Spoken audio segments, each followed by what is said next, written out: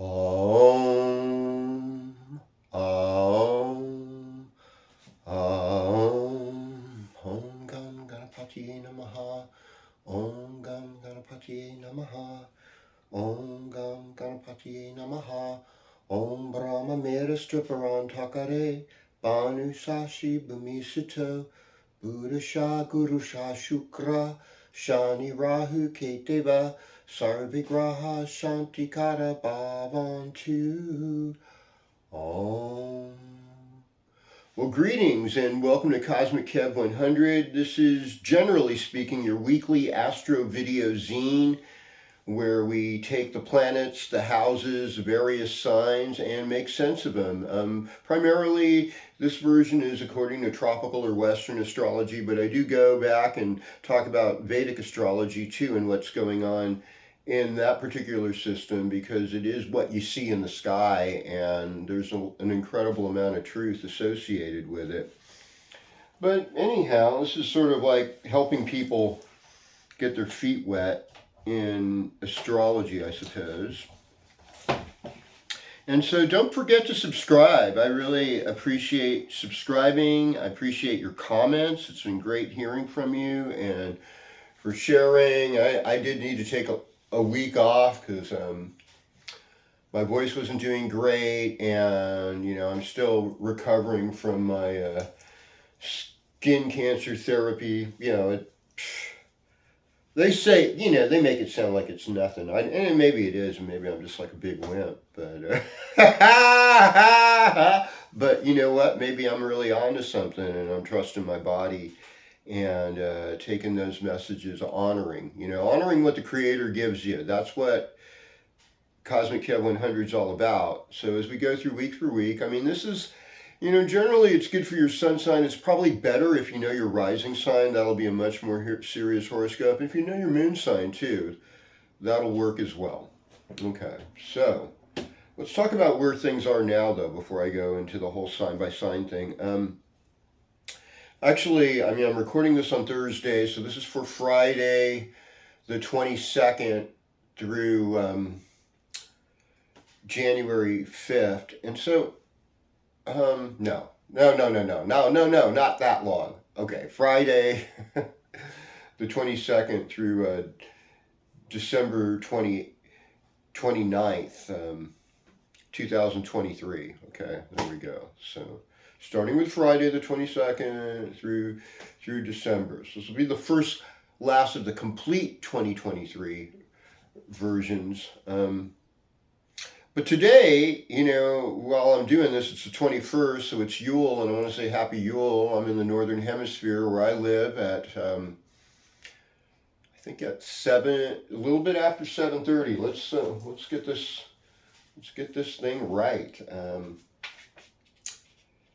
At 7:27 p.m., winter begins officially, and that we've crossed the winter solstice. So when you wake up on Friday morning, sun will be in Capricorn. Okay, so so this is considered a pretty, probably pre-Christian, pre-Judaism, even pre-Hindi sort of sacredness, the solstice. And if you're in New Zealand or Australia, this is the longest day of the year, so you're just like rocking it, probably with that great energy. Or South Africa, or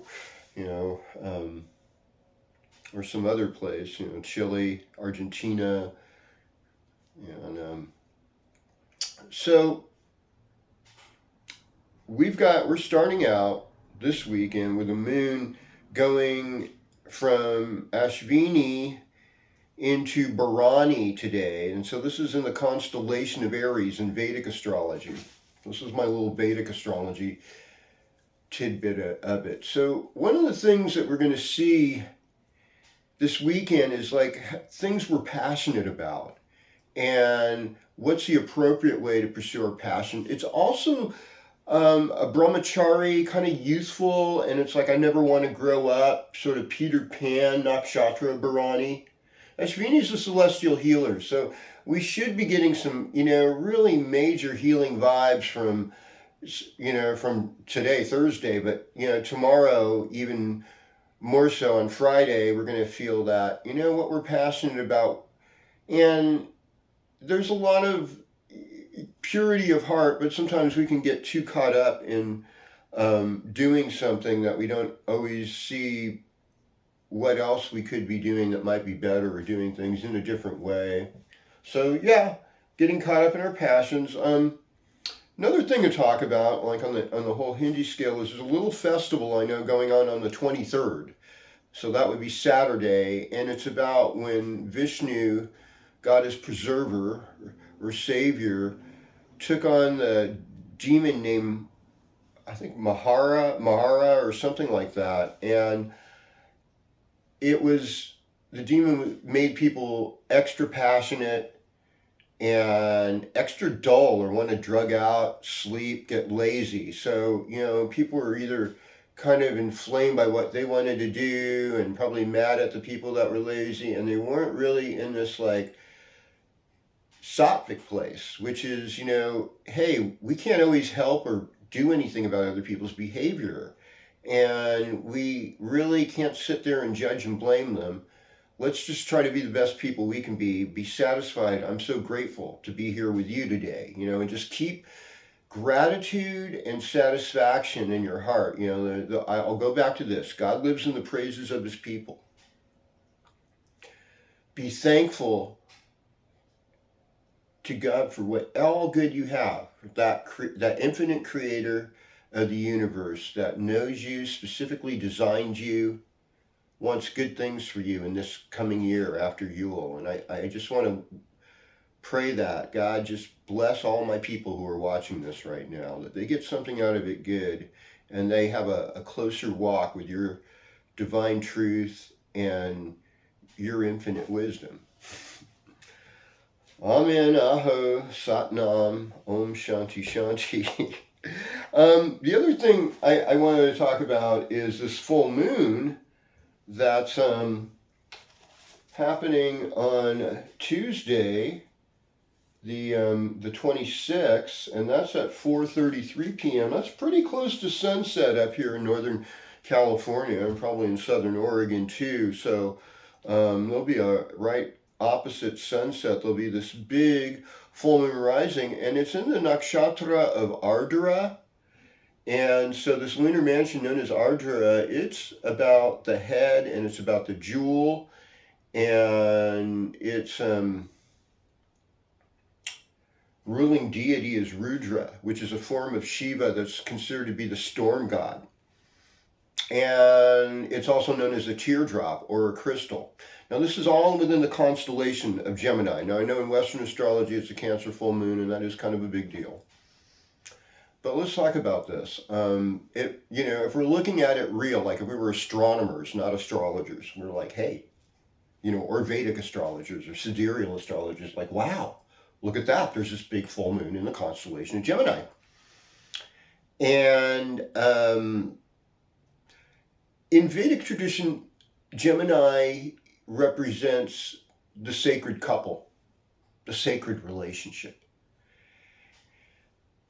I think that's really, you know, beautiful. So, you know, we're trying to pair into what makes things good and couple up. There's something sweet about that. But, you know, Rudra, storm god, Ardra, teardrop, they like a good cry. There's oftentimes there's emotional upset with this sign. It's also sometimes this particular, it's not a sign, but this nakshatra, this part of the sky is associated sometimes with like overeating at times, or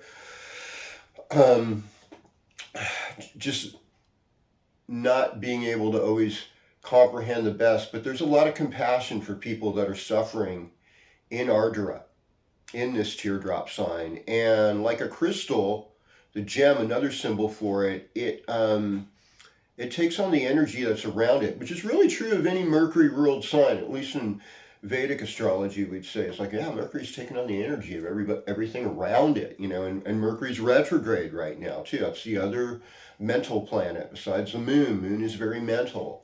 Mercury is very mental. And yes, it's true, moon has emotion too, but mainly moon gets emotional in air signs in Vedic. You know, that's where I would say it. Not water sign. Well, in Vedic, water signs are about moksha, liberation from all the world's cares. You know, so we look at things a little bit different. So it's just like a little lesson on that. But we're going to go sign by sign according to Western astrology. And like I said, your rising sign or moon is going to work better with this. And one of the things, though, before I do this, is I say the sun's in Mula, and Mula's got Naritri, goddess of calamity. So we've got goddess of calamity, we've got Shiva in his storm god form, and one of the things I heard is that Mula and Ardra work very well together. They become the ultimate healers for other people. Mula is getting to the root of things. It's very intuitive, ruled by Ketu, the south node of the moon. Rahu is, you know, dealing with desire and want because of Rahu, the north node of the moon, being its ruler. So, but there, I've heard this combination brings deep healing, and that's my prayer, that may this full moon be a part of this, and this solstice, you know, be activation for greater healing, and that's kind of what we need right now. And that's about it for me. I'll get off my rant, but on this day, it's Ashvini, right? On the Thursday, at least that I'm doing this, and yeah, and it's going to get into all kinds of deep stuff as we go. Anyhow, Aries, welcome to your horoscope. So Mars is in Sagittarius, and you know, Sagittarius has this love of the game, and it's your ninth house. So often was your father a risk taker? You know, it used to be something that culturally we really applauded males for, as a natural tendency to take risk. You know, that's why there's less men than women after the age of 20, generally speaking, because the young men have taken so many risks that it evened out. There's always more men at first, usually, not always. In a real fertile area, tropical area, there can be slightly more female births. But in places that are really harsh, like deserts and polar areas, they say there's a lot more male births. And yeah, the whole survival of the fittest thing. But at the same time, rewarded with a short life, expectancy. It's not necessarily a consolation prize. Anyhow, but Mars in Sagittarius now, it is kind of like the fight becomes a game. And you might be, you know, if you're like the spiritual warrior, praying for people, praying for yourself before you going in, doing that positive ritual, you know. I mean, it could be as simple as the Hebrew prayer, Shema Yisrael Adonai Eloheinu Adonai Echad. You know, that can bring about an incredible clearing, you know, or just thank you, God, for this day. Just thank you, God, for what you're doing, even though I don't understand it. You know, that'll set the course right. Here we go to Taurus. Welcome to your horoscope. So we've had Venus in Scorpio, and I think there's going to be a changing. There should be a changing of the guard in that pretty soon, but I don't. I'm to think if it happens. Yeah, it's not until next week. So this is kind of last week of Venus and Scorpio. And that's your partnership sign. You know, that's love and stuff. So love is really good right now. And keep that love on that upward good spiral. You know, just being kind, being generous, being thoughtful, investigating what your lover really likes, the things you don't necessarily know that would make them happy and delight them. Okay. Greetings, Gemini, and welcome to your horoscope. All right, so this weekend, the moon's going to be in Gemini, I think, most of the time, right? So, let's see here. Yeah, we've got a moon in Gemini all day Sunday. Okay, so the moon's mostly in Taurus, so which is great. I mean, moon will go into Taurus by it is in Taurus in Western astrology for today, and but it's it will be in Gemini on Sunday, and of course Monday, and so those are kind of like your power days this week.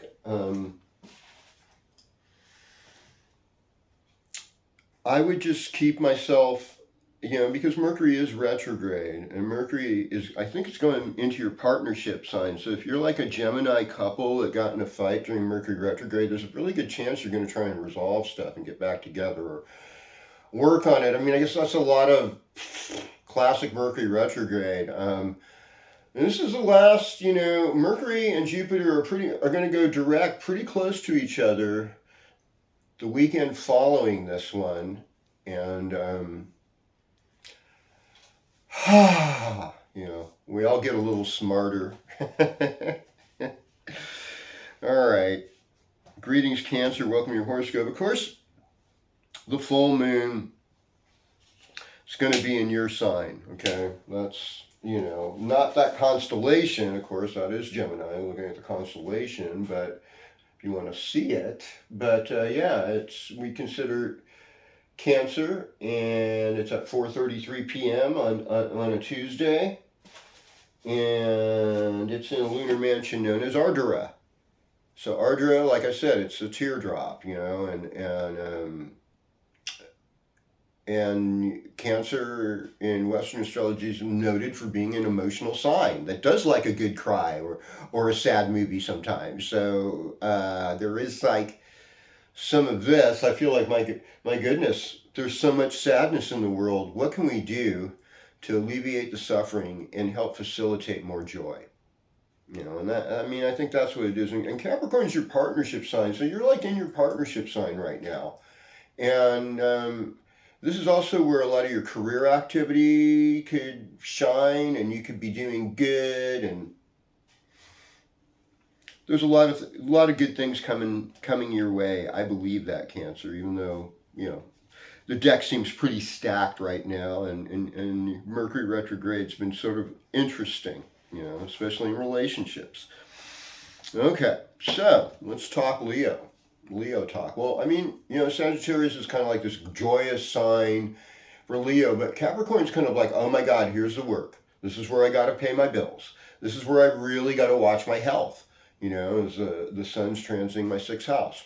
It's also a good time for making donations to charity, giving to others, and you're already known as a generous sign, but this is sort of like, it's sort of like that kind of king like Jimmy Carter, he's Habitat for Humanity. He's just kind of like hammering stuff for other people. Now, I know he's not a Leo, and maybe that's not necessarily the best example of that.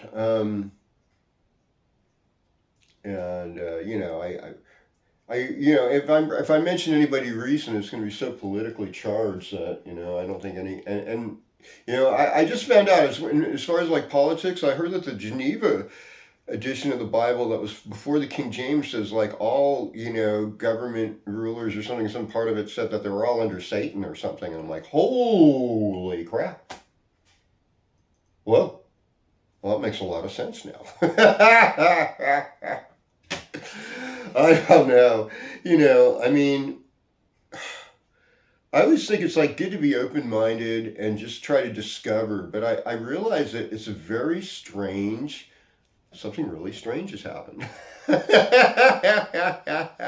Yes, remove those obstacles. Yeah. Archangel Michael cut the cords. So, I mean, generally speaking, take care of your health or be more disciplined. I would say if you have New Year's resolutions, either wait till the 15th of January or start them right now. Don't wait till the new year. Just do them right now and enjoy that you're doing the right thing. Okay, we're going to go to Virgo land here. Greetings, Virgo. Welcome to your horoscope. I mean, for you, it's like, mentally speaking, with Mercury retrograde going back into the fourth house, you've got all these feelings about, family.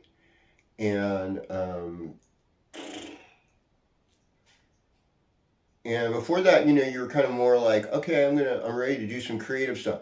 Don't forget that creative stuff. Go back and pick up again. Mercury will go back in Capricorn in the fifth house, and you'll be able to get back to that creative stuff. But just focus on what's immediately in front of you and realize, be in your heart. The power of being in your heart. It's part of being authentic, and it's a part about living well. And if you have children, this is a time where you really honor your children. Your creative projects, they are going to come into sync. So, just take little time, but, just demonstrate a lot of self-compassion right now. And realize, even if you're doing well, a lot of people aren't. And they could use that loving, kind, more sunny end of summer disposition of Virgo. Yeah, that, and that's good, bring things in a good place. Well, greetings, Libra, and welcome to your horoscope. So it's like, Libra people, first of all, is like there's this psychology, like they want everybody to be happy, and this is the Western Libra. This is not the sidereal Vedic Libra. I mean, they can want, it just depends on a person by person basis, but mostly Libra wants there to be a balance. Libra's also a realist. This is why Saturn's exalted in Libra. Like, a lot of people don't realize this, that there's this relationship between Saturn and Venus that's really favorable.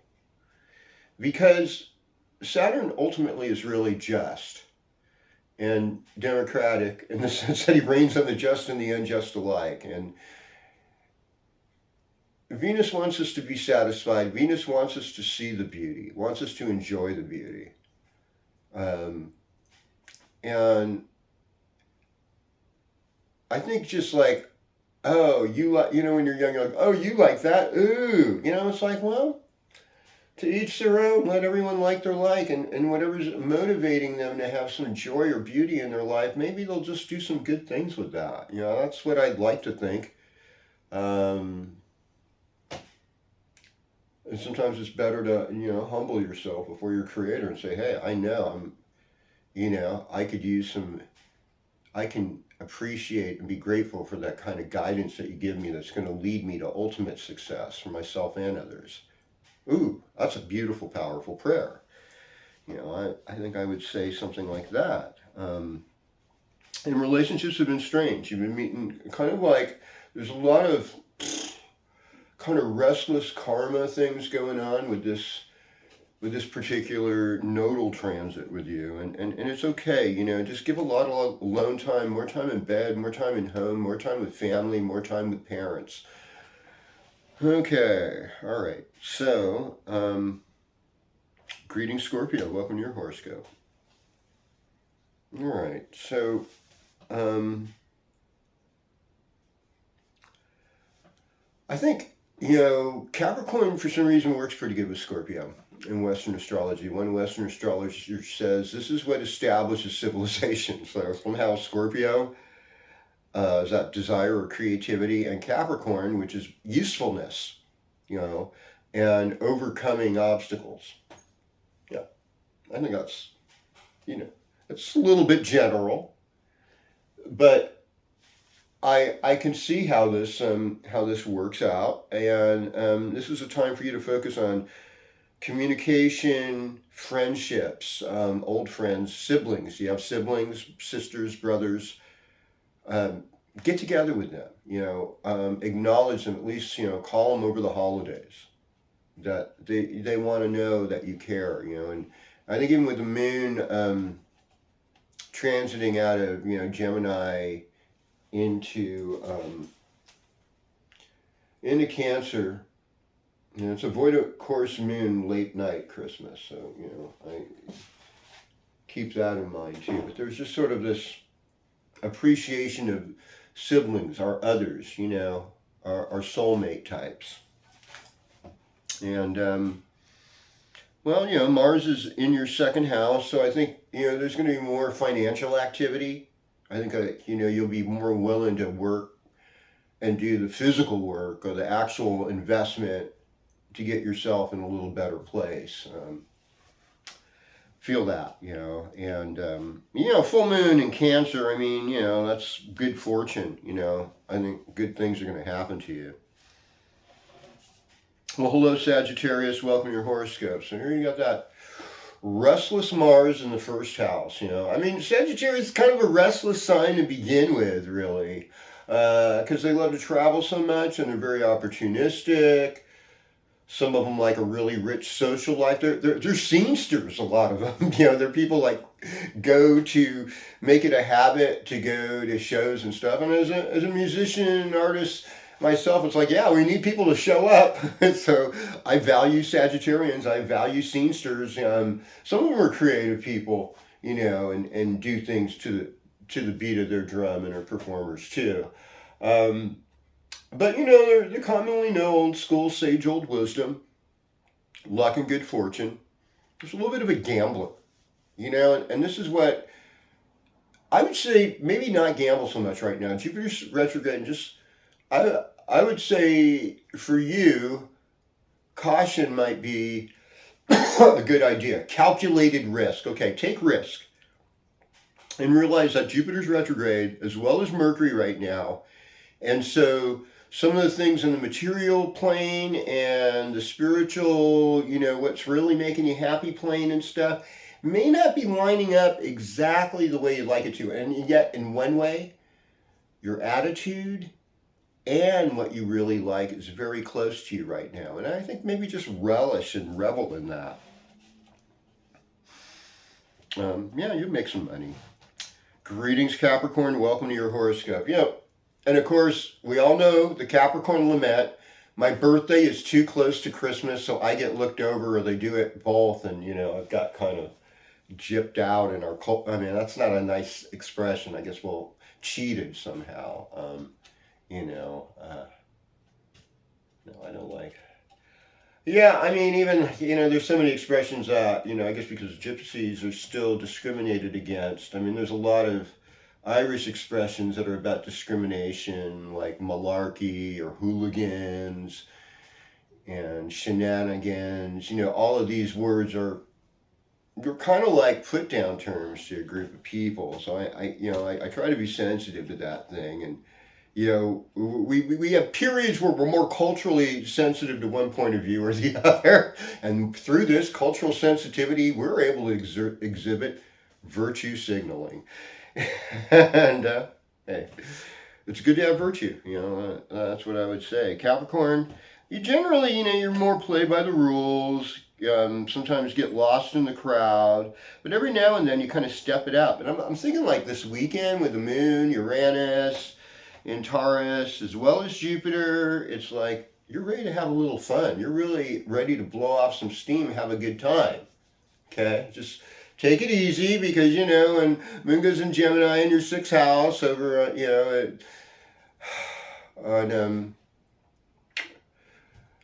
on Monday and Tuesday, you might just be like, hey, okay, or, I need to just kind of back off a little bit, take a break. Part of it. So, but otherwise, it's like being with your siblings. I said that to someone else, but with Saturn in the third house, I'd say, brothers and sisters you carry with you for most of your life. I mean, one of you is going to die first, one of you has to be born first, but it doesn't always go in that pattern. And love and appreciate each other while you got each other. That is the key. All right, greetings, Aquarius. Welcome to your horoscope. I mean, you're the other Saturn ruled sign. Oh wait, I thought Aquarius. Well, yeah, I mean, Aquarius is associated with you, but I like to be in more rooted astrology in the old school way because I think simple gives you simple results and simple truths. It's not always as distracting, but I totally believe in the power of Neptune, Pluto, Uranus, and all that. I've experienced in my own life. It does. They all explain things, okay? But sometimes we over-explain stuff. So you got Saturn in your second house. So for Aquarius, what I've seen is you're working on manifestation. You're working on making money. You're working on having things. Now, Uranus, things are fixed access. What did I say? Fixed assets is what the Vedic says about the fourth house. So like, there's ups and downs, with the Uranus effect. And Jupiter overall helps, but you're a Saturn ruled sign, and Jupiter isn't always like, doing its best in Saturn ruled signs. It's like, God, it seems so stingy and stark, and it's sort of depressing and isolating, and I just don't know if but at the same time, Saturn's like, look, Jupiter, I honor you because I know you're teaching higher values to people, and that's all I'm going to get across to them as well. But I'm doing it through hard work and sometimes suffering and isolation and depression and embarrassment. It's like, I get you. It's hard.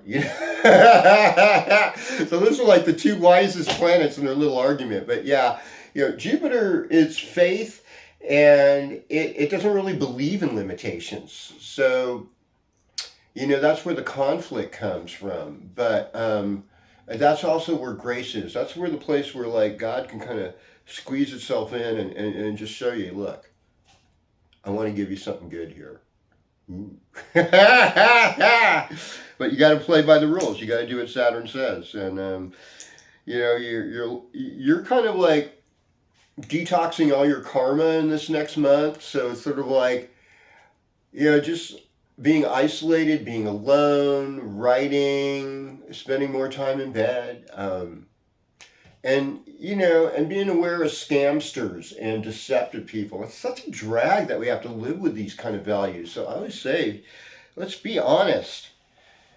Greetings, Pisces. Welcome to your horoscope. So we've got, Jupiter rocking it in your third house. And Jupiter, when it's aspecting and the ninth house, actually still does good. So it's opposite the ninth house. So it's like Jupiter's like looking at what's around you in your environment and saying to you, are you grateful for that? Are you showing gratitude to that? Are you supporting charitable groups in your own community? Are you focused on people overseas and stuff? It's not like they don't need our help, but come on, people, especially those of you who are elders, those of you who are 55 and over, you know what this country looked like, when you were a little kid. And it don't look like this, and it was, although there was upset, there was a level of functionality, but right now there's a lot of trauma. And I think we have to turn our hearts to God. We have to turn our hearts towards loving our families better and tolerating, but at the same time, removing ourselves from things that aren't like ultimately godly, good, satisfying, healing, non-toxic. We have to just kind of feed ourselves. That means the information we're putting in ourselves, that's got to go there. And for Pisces Capricorn time, it's kind of a rocking time of a lot of parties and good fortune and you doing better financially. So I think there's some good things on their way for you, even though Jupiter is retrograde, Mercury is retrograde, and it's just good to get help, and it's always good to ask questions. And thank you for being here. Don't hesitate to ask me a question, any of you, all signs, about this horoscope, or share your astrological knowledge. I'd love to hear from you. And so with that, I'm just gonna close this with some Om Shanti Shanti. Don't forget to subscribe. Don't forget to share and ring the bell notification. And yes, I love hearing from you. Om Shanti Shanti Shanti. Om Tat Sat.